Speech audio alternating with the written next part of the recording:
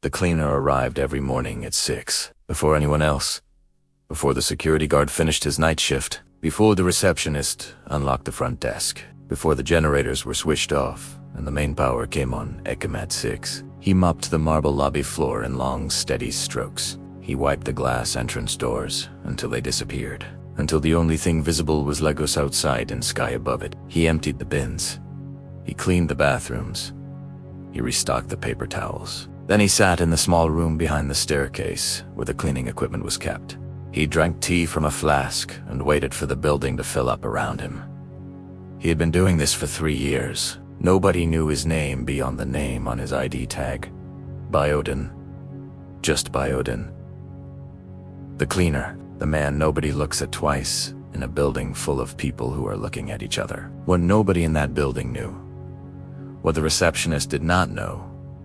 What the security guard did not know. What the 200 staff who walked past him every morning without looking up did not know was that the company whose floors he mopped every morning at 6 belonged to his son, and his son did not know his father was the man mopping the floor downstairs. Not yet. But that Tuesday morning in March, everything was about to change. Let me take you back to where this story begins. Not in Lagos. In a village in Ogun State called Hauwa, 1999. Ademola was 22 years old and 7 months pregnant when her husband left. He did not leave loudly. Sigan was not a man who did loud things. He was quiet in the specific way of a man who has decided something and does not want to discuss it. He packed his things on a Thursday afternoon while Ademola was at the market. One bag, his good shoes, the money from the tin they kept under the bed, all of it, every last note. He left a piece of paper on the kitchen table. It said, "I am going to Lagos. There is nothing here for me. Do not wait." That was all.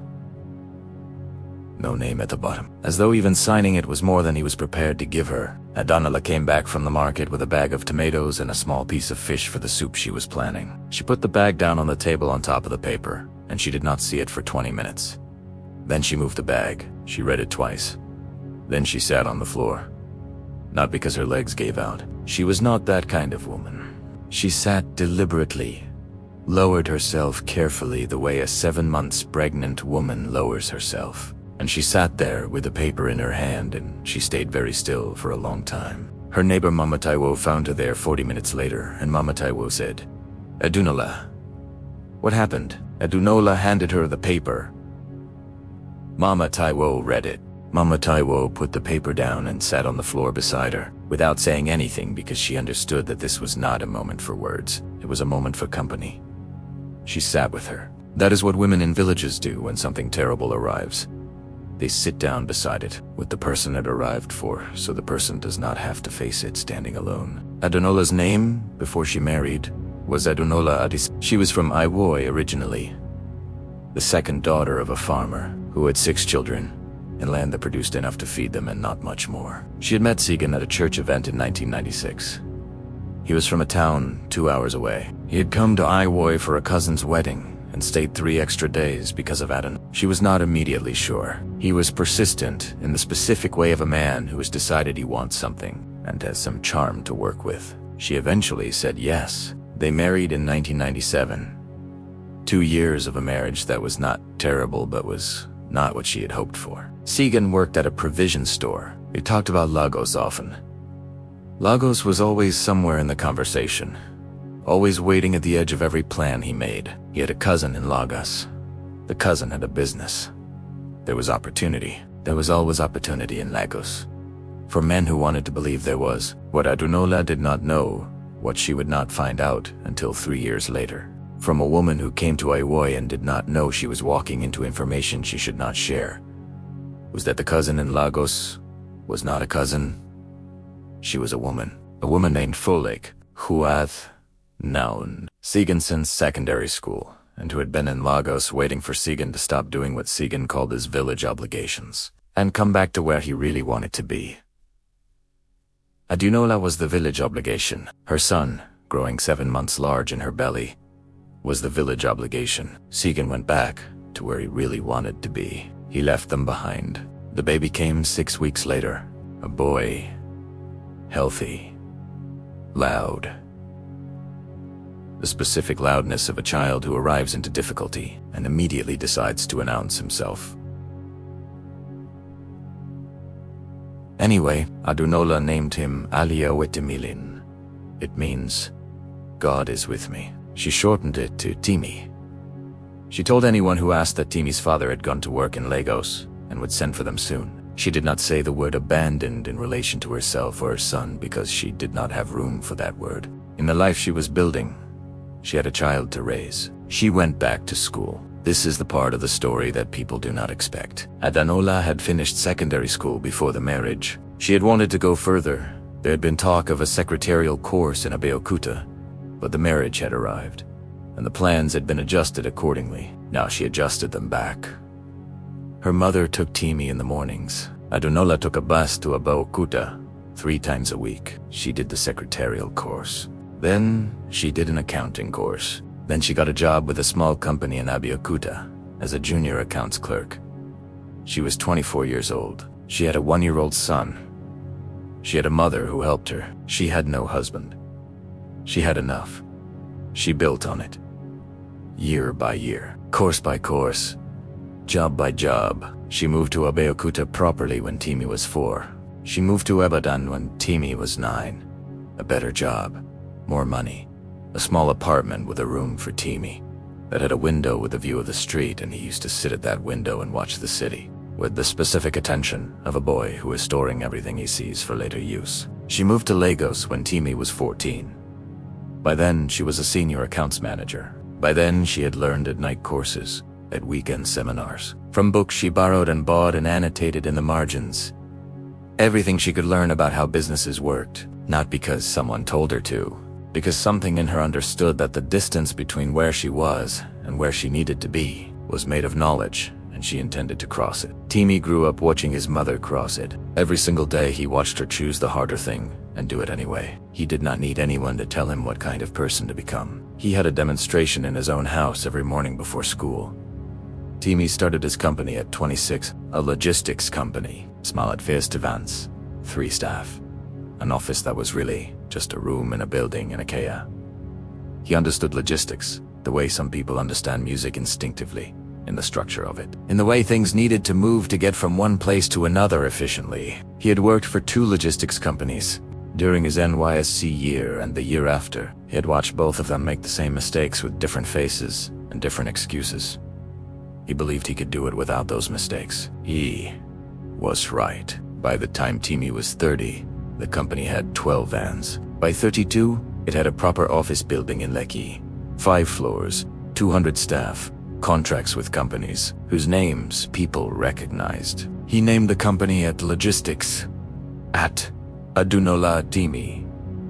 His mother's name and his own. He did not explain this to most people. He did not need to. He knew what it meant. She knew what it meant. That was enough. The cleaning company that serviced Logistics had been contracted 2 years before the Tuesday this story arrives at a third-party company. 15 cleaners, 2 supervisors, daily 6 to 8 morning shift before the office opened. Timi did not manage this contract personally. The facilities manager did. The facilities manager had hired the cleaning company. The cleaning company had sent their staff. The staff included a man named Bioden who had come to Lagos from Ogo State 6 years earlier and had done several things before landing in contract cleaning. A brief stint at a provision store, 2 years at a construction site, 1 year selling recharge cards at a bus stop in Oshodi, moving through Lagos the way men who arrive with nothing and no useful connections move through Lagos sideways, downward, occasionally slightly up, never quite where he aimed. He was 53 years old. He mopped floors. He was good at it, in the mechanical way of a man who no longer measures his life by what he's good at. He did not know whose company he was cleaning. He knew the name at Logistics, the way a cleaner knows the name above the door, as an abstract thing, belonging to a world he moved through but was not part of.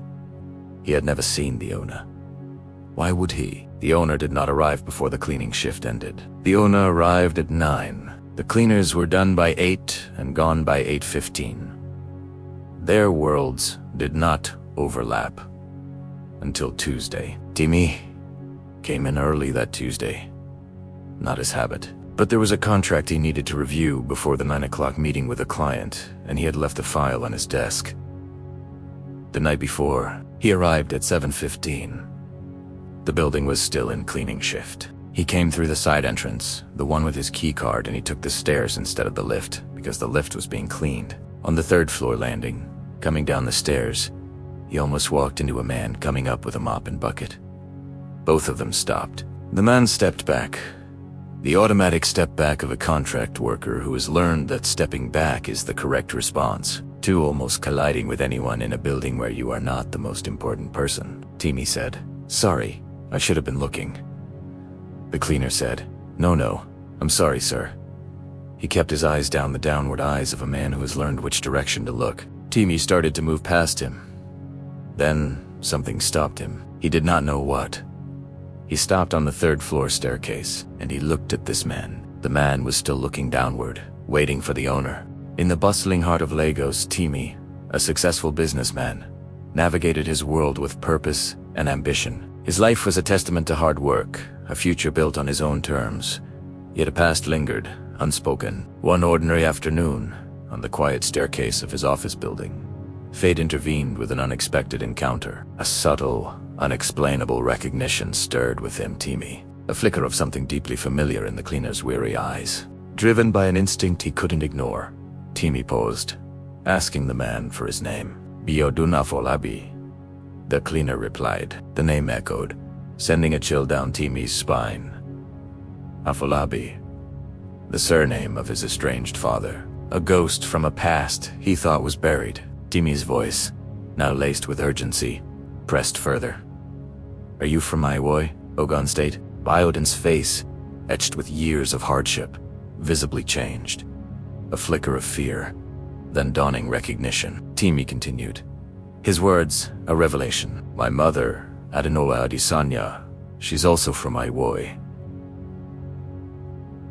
He spoke of a brief marriage to Sigan Afolabi, and an abandonment that left his mother pregnant and alone. The truth, heavy and undeniable, crashed down. Biodun, revealed as Sigan Biodun.